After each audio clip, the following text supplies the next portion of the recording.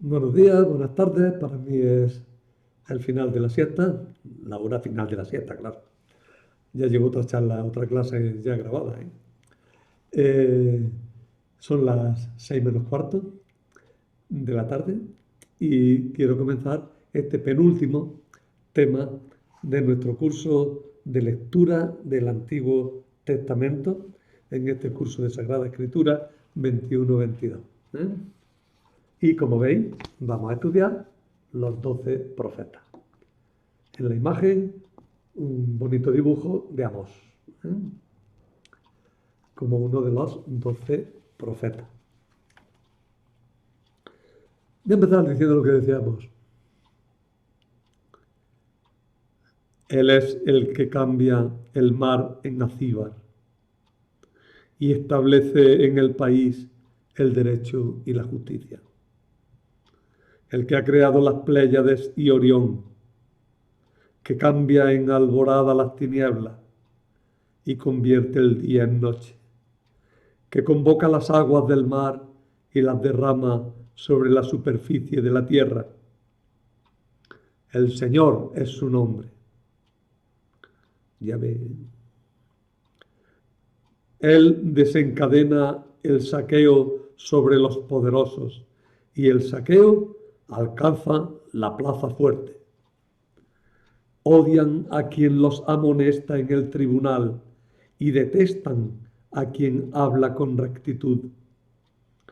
Por eso, porque conculcáis al indigente, exigiéndole un tributo de grano, habéis edificado casas de sillares, pero no las habitaréis. Habéis plantado viñas selectas, pero no beberéis su vino, porque conozco vuestras numerosas transgresiones y vuestros enormes pecados. Oprimir al inocente, aceptar soborno y atropellar a los pobres en el tribunal. Un texto durísimo del profeta Amós contra los poderosos de su época. Y además con ese estilo medio oscuro, siempre profético, con esa sugerencia de algo así que hay que descubrirlo, hay que profundizarlo, ¿no? Amós fue un gran profeta. Bueno, como Amós hubo muchos más. En la Biblia se han conservado los textos de por lo menos 12. Digo por lo menos porque la reorganización de los materiales se reorganizaron en 12 libros, libros que puede ser una hojita, se reorganizaron en 12 documentos, pero en algunos es claro que son más. Por ejemplo, en Zacarías es seguro que son por lo menos 2 profetas distintos. En cambio, Malaquías, el último, algunos dicen que es el último capítulo del libro de Zacarías. Sea lo que sea. Los materiales de muchos profetas se reorganizaron en 12 documentos, con los nombres de algunos personajes ilustres, que probablemente escribieron ellos mismos algunos trozos, o que por lo menos sus discípulos conservaron aquellos oráculos como algo muy valioso y lo incorporaron en un tomito que no es demasiado grande, pero que titularon el libro de los 12 profetas. Y forman lo que nosotros llamamos el conjunto de los profetas menores. La calificación de menores, tener cuidado con ella, no es porque sean profetas menos importantes o porque sus oráculos tengan menos valor. Yo diría que por el contrario, muchísimos de los oráculos que más conocemos provienen de ellos, ¿no? No, se trata de una cuestión de tamaño. Así como el libro de Isaías, de Ezequiel, de Isaías, de Jeremías y de Ezequiel son libros largos, tienen mucho material. Los materiales de estos libros son más bien cortillos, salvo quizás el libro de Zacarías, que es un poquito más largo, pero son en general más bien cortos, más bien breves, ¿no? Por eso se les llama profetas menores y a los otros mayores. No es una cuestión de cronología ni de importancia, sino de tamaño del libro. Los 12 profetas tienen los siguientes nombres. Y sería bueno que los aprendiera de memoria. En la escuela antiguamente, hoy día ya ni se le ocurre, ¿no? En la antigüedad, pues estas listas había que aprendérselas. A mí me ha gustado aprenderme siempre listas y me ayudan a mantener un poco ágil la mente, ¿no? A otros les gusta caminarse 7 kilómetros todos los días. Pues yo me aprendo listas y dicen que eso estimula la mente. Ojalá sea verdad, porque si no estoy viejo. Bueno, pues los 12 profetas menores son, los leo para no equivocarme y vaya a decir tanto presumí y luego nada, ¿no? Los 12 son Oseas, Joel, Amós, Abdías, Jonás, Miqueas, Nahum, Habacuc, Sofonías, Ageo, Zacarías y Malaquías. El número de 12 es bastante artificial, porque pretende que al menos idealmente haya un profeta por cada tribu. En esta lista habéis visto que no se tiene en cuenta a Baruc, porque Baruc en realidad es una composición sapiencial que como tenía como padrino o como autor, por lo menos en la memoria, el llamado Baruc, y el secretario de Jeremías se llamaba Baruc, pues este librito tardío, muy tardío, los protestantes no lo incluyen en su Biblia, es de los deuterocanónicos. Bueno, pues este Baruc está en el libro de Jeremías, está al final del libro de Jeremías junto con las Lamentaciones. El libro de Jeremías es un libro complejo, ya lo vimos. Un libro que se le añadieron materiales posteriormente y se le añadió en concreto las Lamentaciones, se le añadió el libro de Baruc y al libro de Baruc se le añadió el capítulo 6 que también se llama la Carta de Jeremías. Pero todo esto es para deciros que no estamos hablando de eso. Bueno, luego hay cosas más curiosas, ¿no? El libro de Jonás no es un libro de profeta. Hombre, Jonás sí tiene que predicar y tiene que anunciar, pero en realidad es como una narración breve, con muchos valores, con mucho mensaje, un mensaje muy serio, muy importante. Pero en realidad es una historia ejemplar. Ya he dicho que Malaquías es probablemente un apéndice del libro de Zacarías. Y el libro de Zacarías se puede ver como la unión de los oráculos de al menos 2 profetas distintos. Hasta en Abdías, que es una página, hay autores que distinguen oráculos de 2 profetas o de más de 2 profetas distintos. En nuestros libros, en nuestras Biblias actuales, en las nuestras, las que utilizamos nosotros, según la Vulgata, estos 12 profetas cierran el Antiguo Testamento. Sin embargo, en la Biblia hebrea forman lo que se llaman los profetas posteriores. Los profetas anteriores eran los que llamamos históricos, Josué, Jueces, Samuel y Reyes, y los profetas posteriores son los 3 grandes, Isaías, Jeremías y Ezequiel, y el libro de los 12 profetas. Y el libro de Daniel, nosotros lo incluimos como el 4.º de los profetas mayores. Los judíos lo ponen dentro de la colección de libros que ya no son propiamente proféticos, sino que son los escritos.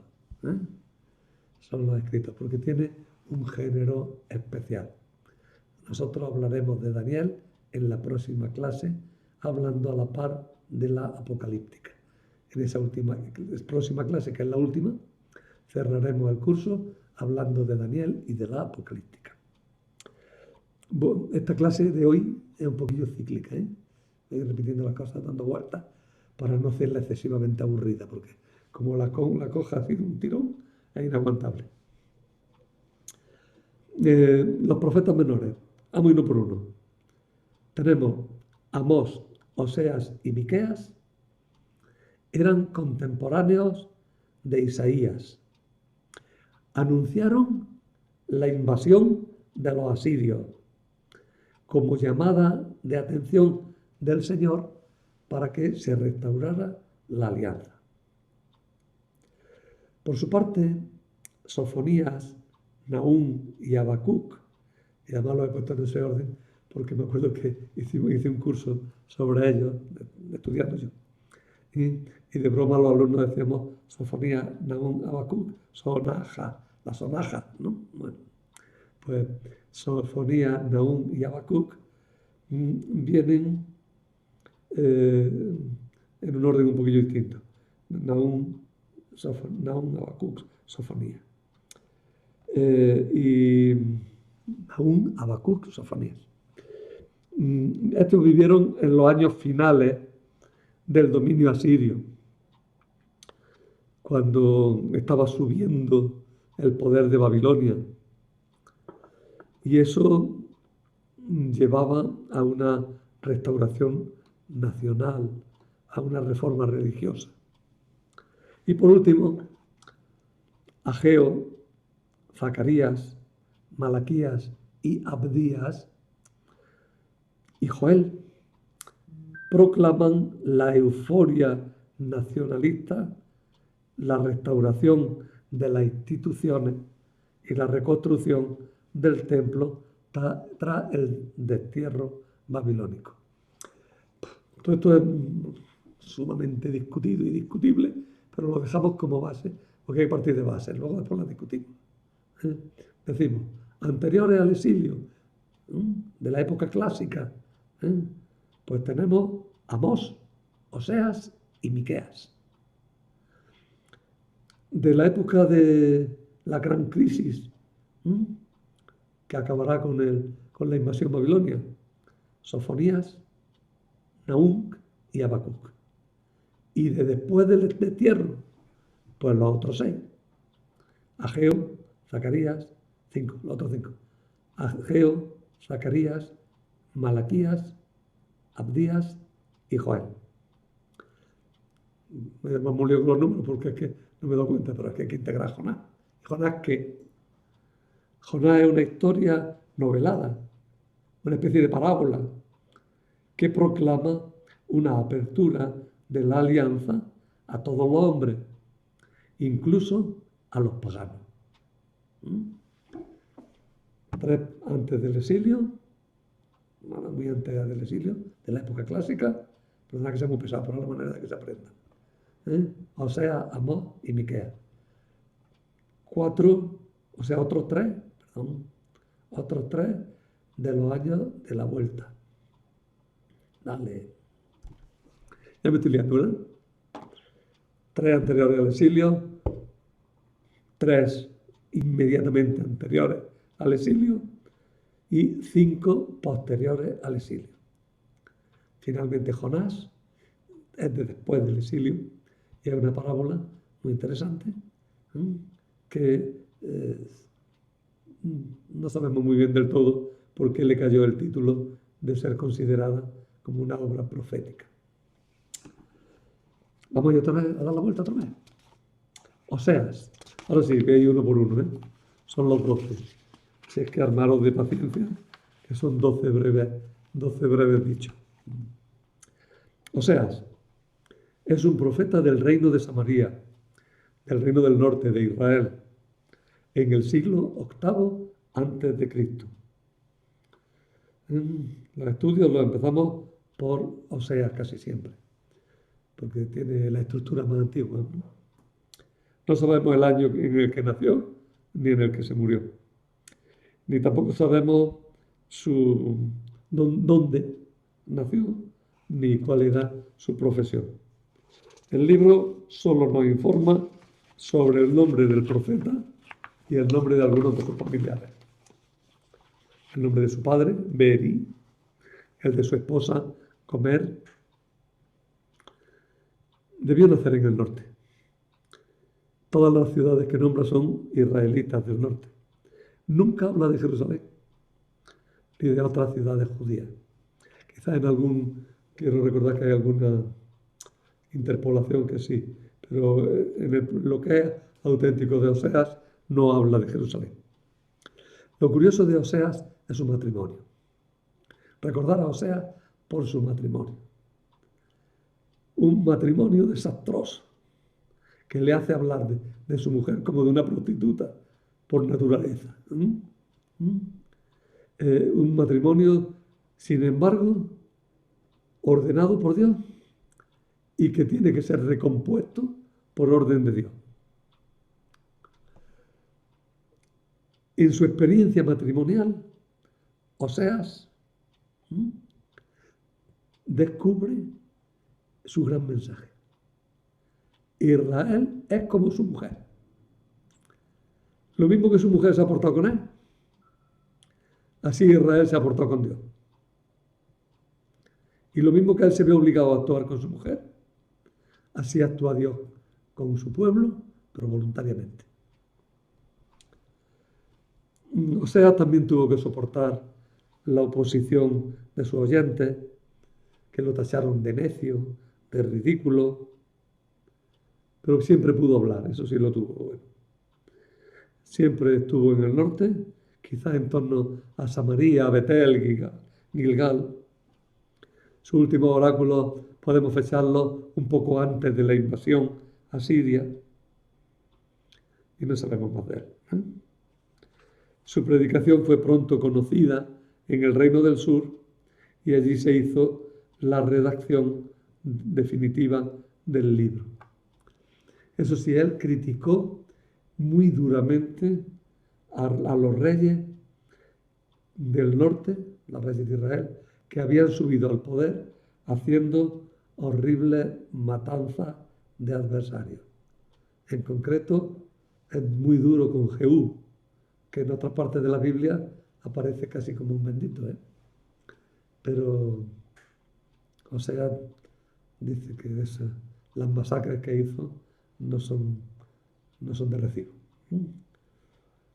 Por otra parte, y por punto final de Oseas tiene un lenguaje muy oscuro, en general. Pero su influencia fue muy fuerte.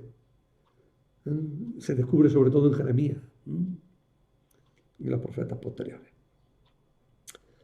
Joel, la tortura de los lectores en la Biblia, en la misa. El que quiera, si os suena mal y lo vais a pronunciar mal, decidlo como los modernos. Decid Joel y quedáis muy bien. Pero se dice Joel en castellano. Vale. Una plaga de langosta, la incursión de un ejército devastador, le sirvió para comprender que había que hacer penitencia. Pero lo grande de Joel fue que anunció que Dios enviaría su espíritu sobre todos los hombres. Por eso San Pedro, el día de Pentecostés, utiliza un oráculo de Joel. Y nosotros al principio de la Cuaresma siempre leemos un texto penitencial suyo. Entre el atrio y el altar, póstrense los sacerdotes, invitando a una penitencia grande. Eso es lo importante de Joel. Amós necesita un curso. Pero son 5 capítulos, de breve. No sabemos el año en el que nació, ni cuándo murió. Sabemos que era de Tecoa. Debió predicar hacia el año 750 a.C., en la época de Jeroboam II. Era un hombre del campo, pastor de bueyes, cultivador de sicomoro. Sicomoro significa higuera loca, pero no es exactamente eso. El sicomoro se llama así, porque es un árbol que no se parece a una higuera, pero echa unos frutos que son parecidos a los higos. Por eso le dicen higuera loca. Se discute si era un ganadero o un empleado. No podemos saberlo porque la palabra que emplea puede significar más bien ganadero, dueño de ganado. Su trabajo implicaba frecuentes viajes. Se ve que conoce lo que pasaba dentro y fuera de Israel. Es inteligente y práctico. Tiene un lenguaje duro, enérgico, conciso, de buena calidad. Sin embargo, a San Jerónimo no le gustaba mucho el estilo, me refiero al estilo literario. Dios le dio una orden imperiosa, irresistible, de predicar en Israel. Y lo hizo con energía, debía ser joven. Parece que predicó en varios lugares, chocó con los dirigentes, tanto que el sacerdote Amasías de Betel lo expulsó del santuario por orden del rey. Muchos opinan que ahí se acabó su ministerio. Otros dicen que siguió predicando en Judá. Sus palabras nos ayudan a comprender lo que es un profeta. Un hombre llamado por Dios estando en su trabajo. No soy profeta ni hijo de profeta, sino boyero y cultivador de higuera. Pero el Señor me atrapó y me hizo abandonar el rebaño, diciendo, ve a profetizar a mi pueblo Israel. Fue muy sensible, como hemos visto en la primera lectura que hemos hecho, a la injusticia social. Abdías, su libro es el más pequeño de la Biblia. Tiene 21 versículos, es una hojita. Anunció el castigo contra Edom. Mira, los edomitas, cuando se conquistó Jerusalén, se pusieron de parte de los babilonios y se portaron muy mal con los judíos. Y los judíos nunca se lo perdonaron. Ellos veían a los edomitas prácticamente como hermanos, gente. De hecho, decían que descendían de Esaú, el hermano de Jacob. Pero se portaron muy mal con los israelitas. Y entonces Abdías anuncia un castigo contra Edom. Y de camino añade que Dios no es indiferente a la opresión ni a la crueldad entre los pueblos. Jonás, voy siguiendo el orden de la Biblia. Jonás se resistió a la orden de Dios para ir a profetizar a Nínive. Huyó en un barco.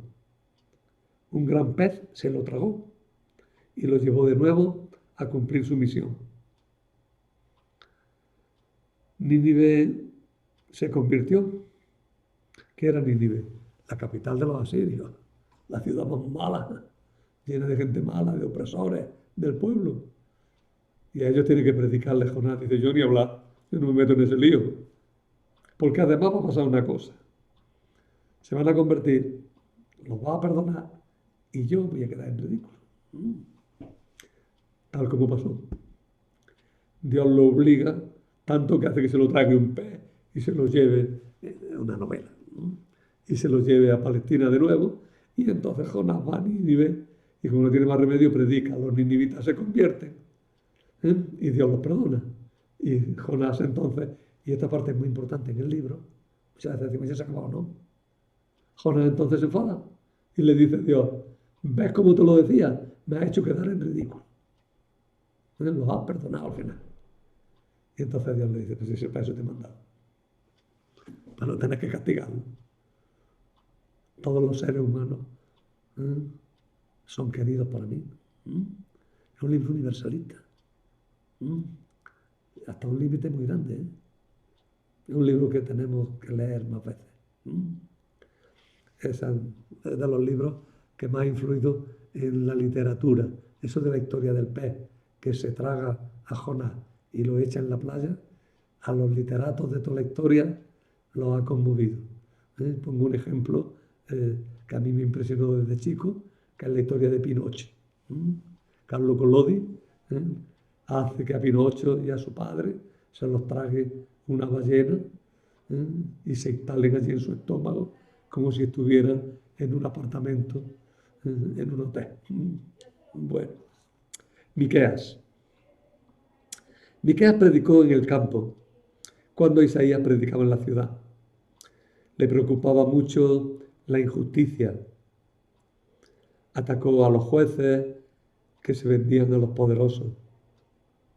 Protestó de que los ricos sean cada vez más ricos y los pobres cada vez más pobres. Anunció que en Belén nacería un nuevo David. Eso se cumplió en Jesús. Y tú, Belén, tierra de Judá, no eres la más pequeña, pues de ti ha de nacer el que gobernará mi pueblo Israel. ¿No? Nahum, Nahum da miedo, ¿eh? Cuando Nínive cayó en manos de los babilonios, todos los países oprimidos por Asiria, que eran muchos y muy oprimidos, se llenaron de alegría. Nahum escribió este canto de alegría, porque es un canto de alegría, pero de alegría porque Nínive ha sido destruida con una crueldad terrible. Nahum hizo este canto de alegría con una cruda descripción de la destrucción de la ciudad malvada. Dios es fiel y no ha abandonado a su pueblo en la opresión. Habacuc. Habacuc me gusta mucho porque fue el que tuve que estudiar. Bueno, me lo impuse yo a mí mismo para hacer la tesina en el bíblico. La hice sobre el capítulo 2, sobre los ayes, y me sigue siempre gustando. Así que a Habacuc, de alguna manera, lo veo como alguien ciertamente familiar, alguien cercano. Sin embargo, es un hombre recio, duro. Esta representación de Habacuc es muy famosa, esta imagen de Habacuc. A mí me gusta muchísimo, ¿no? Un hombre recio. Parece un San Pedro de Alcántara. Habacuc es uno de los profetas de los que menos sabemos. El título del libro no indica su lugar de nacimiento, ni el nombre de su padre, ni tampoco el periodo en el que vivió. Es curioso todo este desarraigo del origen de la familia y de la época. Porque, sin embargo, fíjate, el que está como fuera de todo eso, sin embargo, es el profeta que podríamos decir más ligado a las circunstancias históricas de su momento. Habacuc aparece a lo largo de sus pocas páginas como un profeta profundamente integrado en la problemática de su tiempo. Además es un símbolo, porque este hombre, superando su momento histórico, se sumerge en la problemática de la historia en cuanto tal y de la acción de Dios en ella. Por otra parte, Habacuc es hijo de su tiempo. Han pasado ya los años en que los profetas se limitaban a escuchar la palabra de Dios y a transmitirla. Igual que su contemporáneo Jeremías, Habacuc, bueno, contemporáneo, pero Jeremías parece un poco anterior, porque el centro del capítulo 2 de Habacuc es una frase de Jeremías que le da sentido a todo el libro. Por tanto, el libro se compone cuando ya las palabras de Jeremías son conocidas. Bueno, digo que parecido a lo que le pasa a Jeremías, el libro de Habacuc es un diálogo del profeta con Dios. Toma la iniciativa, pregunta a Dios, exige una respuesta, espera. La profecía se convierte en diálogo entre el profeta y Dios. Diálogo del que saldrá la enseñanza para los contemporáneos y para nosotros, las generaciones futuras de entonces. Así como fruto quizá de mucho tiempo de reflexión y de oración surgió su obra, breve sin duda, pero una de las más profundas del Antiguo Testamento. Él parte de esto. Dicen que Dios castiga a los opresores enviando otro pueblo que lo castiga. Muy bien, pero al final el nuevo que viene se hace opresor. Tus ojos puros para contemplar el mal no soportan ver la opresión. ¿Por qué pues ve a los traidores y calla cuando el malvado se traga al justo?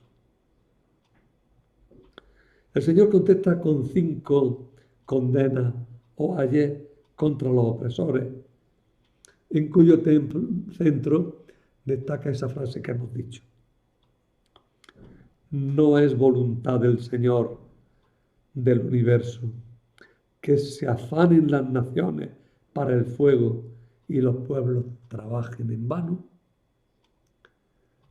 La frase central es: los pueblos harán lo que quieran, pero al final Dios va a sacar lo suyo por delante. No hay potencia mundial que sea más fuerte que el Señor. Los pueblos se esfuerzan en construir imperios y grandezas, pero al final caen. Al final triunfa Dios. Fijaros, no es voluntad, pregunta, no es voluntad del Señor del universo que se afanen las naciones para el fuego y los pueblos trabajen en vano. Pero el profeta finalmente reconoce que no entiende nada, pero entiende lo importante, y es que acaba abandonándose en Dios. Con esta frase que leemos en el canto, en el tercer capítulo, lo leemos en el breviario, y dice así: aunque la higuera no echa yema y las viñas no tienen fruto, aunque el olivo olvida su aceituna y los campos no dan cosecha, aunque se acaban las ovejas del redil y no quedan vacas en el establo, yo exultaré con el Señor, me gloriaré en Dios mi Salvador. Puede haber todo el cambio climático que queráis. Se puede hundir el mundo con las guerras de todos estos poderosos. Pueden dejarnos solos, podemos estar pagando el pato de unos por los pecados de otros, lo que quiera. Pero yo sé que al final el que triunfa es Dios. Y Dios quiere el bien. Dios quiere la salvación y la justicia. Por eso el justo vivirá por su fe. Es una frase importante de Habacuc, que luego la recogerá San Pablo cambiándole un poco el sentido. Sofonías. Sofonías es un profeta que colaboró con el rey Josías en la gran reforma religiosa inspirada en el libro del Deuteronomio. Denuncia el pecado de orgullo que lleva la incredulidad y la desconfianza. Anuncia un día del Señor. Día de ira será el día del Señor. Día de ira será el día aquel. ¿Te acuerdas de esa frase? El principio de ese canto de difunto, dies ire, dies illa. Día de ira, el día aquel. Ese canto que es bellísimo, ¿no? Se le atribuye a Jacopone da Todi, tiene una bellísima melodía gregoriana, y se ha compuesto luego, después, por muchos autores contemporáneos, desde Verdi, desde Mozart. ¿eh? Últimamente incluso hay una versión del Dies Irae en Matrix, en esa película súper moderna, ¿no? De Matrix. Tiene un Dies Irae tocado con ritmo heavy, ¿eh? Muy, muy interesante, ¿no? Bueno, pues esa frase del Dies Irae, Dies Illa, viene de Sofonías. Así que si os dicen una frase que caracterice al profeta Sofonías, recordar esta frase. El día de ira, el día de triunfo del Señor que acabará con los enemigos de su pueblo. Pero después de ese día de ira, también lo contrario, también que caracteriza a Sofonías. Alégrate y exulta de todo corazón, hija de Sión. Por cierto, hija de Sión significa capital de Sión, o sea, Jerusalén. Hija de Sión, ciudad de Sión, la capital. Pues en Sofonías, lo mismo que encontramos el anuncio del gran castigo, encontramos también el anuncio de la gran salvación. Alégrate y goza de todo corazón, hija de Sión. Como eso de hija de Sión suena como suena, pues se le ha aplicado a la Virgen con facilidad. Y entonces a la Virgen se la llama, sobre todo en la teología moderna, se la llama con frecuencia la hija de Sión. Le puede venir bien, en cuanto que la Virgen María es resumen de todo el pueblo de Israel y también figura de toda la Iglesia, ¿no? Ageo. Después de muchos años de la vuelta de Babilonia, el templo seguía sin reconstruir y las casas de los ricos eran ya muy lujosas. Ageo protesta en nombre de Dios y anuncia que el nuevo templo será más glorioso que el primero porque en él entrará el Mesías. Es lo que sucedió con Jesús. Ageo, el profeta que quiere que se reconstruya el templo, que quiere resaltar los valores religiosos, que oiga, que está muy bien, que hay que ayudar a los demás, que hay que hacer el bien, que hay que tener una economía sólida, que lo que queráis, pero que no olvidéis de Dios. Que construir el templo es una prueba de que lo reconocéis como Dios.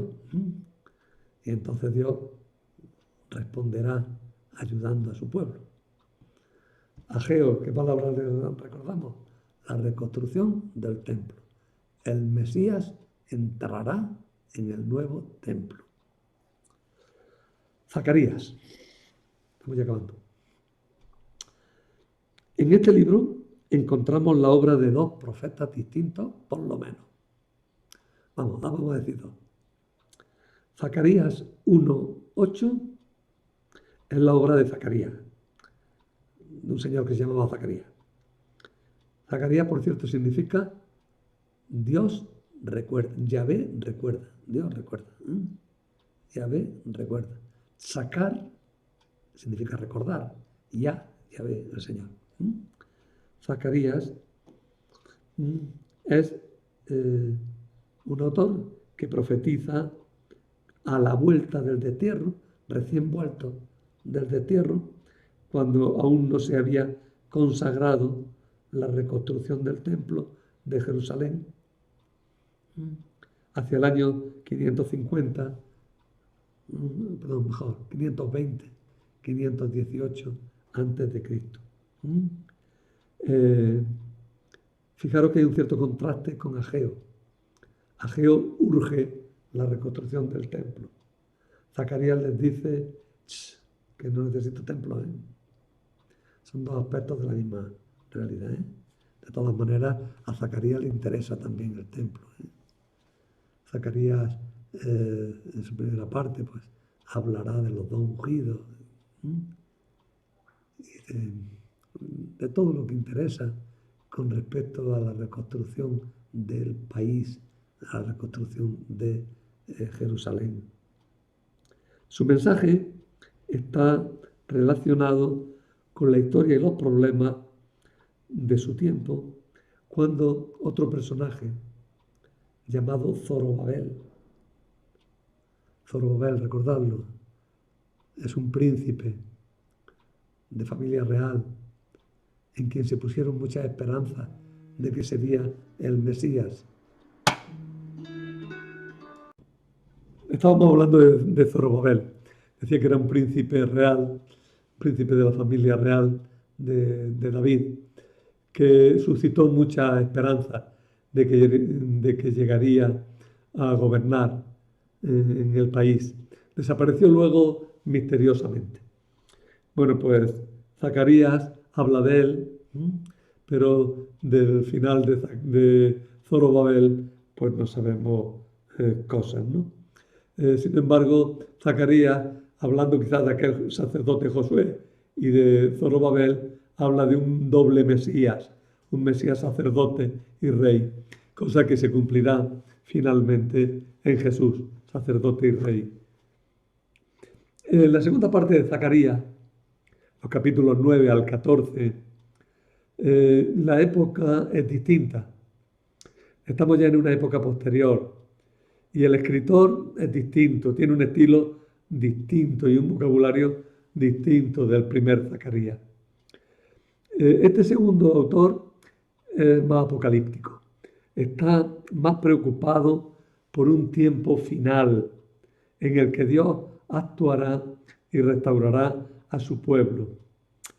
No podemos decir todavía que su obra sea un apocalipsis, de los que pronto empezaron a surgir para consolar al pueblo en dificultades. Pero algo de eso tiene ya. El próximo día hablaremos de la apocalíptica, ya lo he dicho. Los temas que aborda este segundo Zacarías son variados y a veces no fáciles de interpretar. Él habla mucho del Mesías y sus oráculos fueron muy usados en el Evangelio, sobre todo en el relato de la pasión. Hay una cosa que es muy clara en el profeta Zacarías, es en el segundo, que es cuando habla de alégrate Jerusalén, que viene tu Mesías montado en un pollino, en un burro, ¿no? De cuando dice mirarán al que traspasaron, de las monedas con las que se compra al profeta, ¿no? Es decir, el segundo Zacarías fue muy, muy utilizado porque sus oráculos dieron mucho material para utilizarlo en el Nuevo Testamento. Y llegamos al último, a Malaquías. Algunos dicen que el libro de Malaquías en realidad es el último capítulo del conjunto que formó el libro de Zacarías y que se desgajó para que hubiera 12 profetas, para que un profeta correspondiera a cada tribu. La misma palabra Malaquías, que significa el mensajero de Yahvé, se le puede aplicar a cualquier profeta y muy en especial al profeta al que sigue, al profeta al que va ligado su libro. Sería un profeta anónimo cuyos oráculos en un primer momento se añadieron al libro de Zacarías y que luego se separaron y como no sabían cómo se llamaba, pues le llamaron el mensajero del Señor, Malak, que es mensajero, que Yahvé, que es Dios. ¿Qué es lo que nos ha quedado de Malaquías? Pues también dejó una frase, dejó algo importante. Él es quien anuncia que al final vendrá un profeta como Elías. Y ese profeta, ese anuncio de que vendrá un profeta como Elías, es el que cierra nuestro Antiguo Testamento. Y cierra también pues nuestro curso. Por eso quiero leer esa frase final, ¿verdad?, de Malaquías.